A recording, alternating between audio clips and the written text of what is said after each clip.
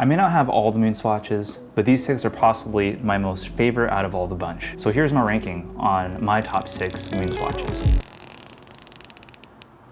Ooh, that was a good one. So I spent roughly over a month with my time with these MoonSwatches, and I gotta say, they're really fun watches, and I find myself wearing more of a particular variant than the others. I've got 6 over here: the Mars, the Jupiter, Uranus, Sun, Moon, and Saturn. All of these are perhaps my most favorite, and I'm just gonna go over my ranking from 6 being my least favorite, and then number 1 being the one that I find on my wrist the most. What originally drew me to the Saturn, it's off-white creamy case color, and I thought that was really attractive. And I think it's just a really good play with the subdial colors matching the bezel colors. Even though this takes the last place inside of my ranking for these 6 watches, I've got to say the strap color is possibly my favorite out of the bunch. It's kind of like this bronze metallic color, which is really nice. At first I wasn't really into seeing the actual planet at the 6 o'clock subdial. If you were to take a look at some of Omega's offerings, some of them actually do feature planets on the subdials. To see it on a less expensive version of that watch, not really a knockoff, more of a treat to see on a very inexpensive watch.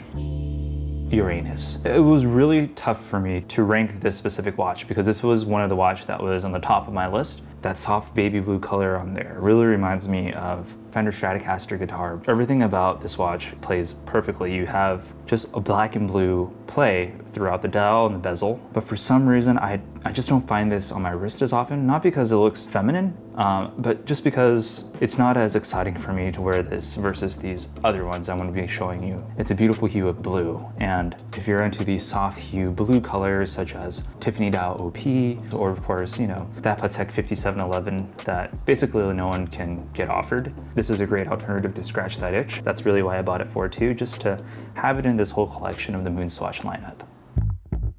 Believe it or not, a lot of people don't really like the Sun, but the dial on the Sun is perhaps the most dynamic out of the bunch. Everything else has a matted nature to it, or some of them have glossy, but most of them are matted, muted tones to it. This one, super dynamic inside of the Sun. Every single time I look at the dial, it's always different in different lighting situations. I think the reason why a lot of people don't like it is because it's a yellow color. It's a very difficult color to incorporate into your wardrobe. And you know, I can completely understand that, but in person, this yellow on the case is actually a little bit more subdued than you really think it is in person. It's speaking more banana tones to me rather than something as vibrant as the Sun. But you can really see it on the dial. You have your classic orange and yellow color combo going on. If you know me, I'm always a fan of seeing a pop of orange inside of there. I'm a sucker for anything that pops orange. It's definitely a standout piece for me from the MoonSwatch line. Alrighty, we made it to the top 3 now, and this was really tough for me because these 3 watches were the first few watches that I had the opportunity to pick up. I was just having a really hard time, but number 3 that made it on my list was, for a lot of people, the Moon is probably going to be their top pick. The reason why I put this down as number 3 is because it is basically very reminiscent of the genuine Omega Moon watch. And you know, there's nothing wrong with that. If you can't seem to pull the trigger on a Speedmaster, this is a really great alternative to keep on your wrist as an aspirational piece to look forward to. It's almost like saying, I have the Hot Wheels version of my dream car. This is that. I've already talked highly about this watch in my first video that I put out, and this is the most versatile watch in the whole entire lineup for sure. If you're looking for an everyday watch to really incorporate inside of your wardrobe, I think this is a great offering. Out of all the MoonSwatches, Mars has the most unique handset out of the bunch. The 2 and 10 o'clock subdial hands. I mean, that's really what drew me to this watch aside from its striking red color. And to see it on a sub $300 watch is super awesome because you're gonna be paying a premium for a proper Alaska Project watch if you can even get one. But just to see it on here, like I said, it's a Hot Wheels version of a proper Alaska Project watch or limited edition watch. And you've probably seen in my second video where I talk about strap options for these MoonSwatches. It has never left this red NATO here. It is such a good look.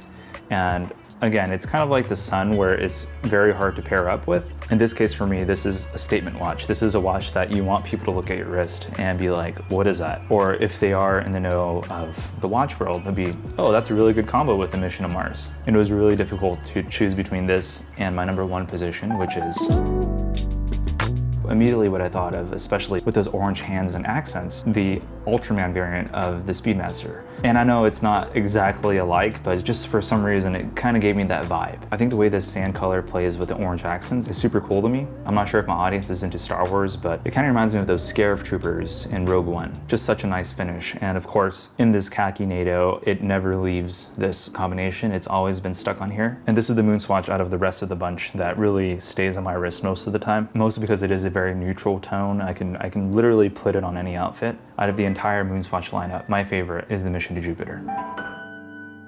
That basically sums up my thoughts on the top 6. These are the 6 that really stuck out to me out of the bunch. It's getting really difficult to purchase. So I want to know, were you guys able to pick up any MoonSwatches during this past month? I know it's been super crazy. And when these watches do become available, which one from the bunches are you going to take? Let me know in the comments below.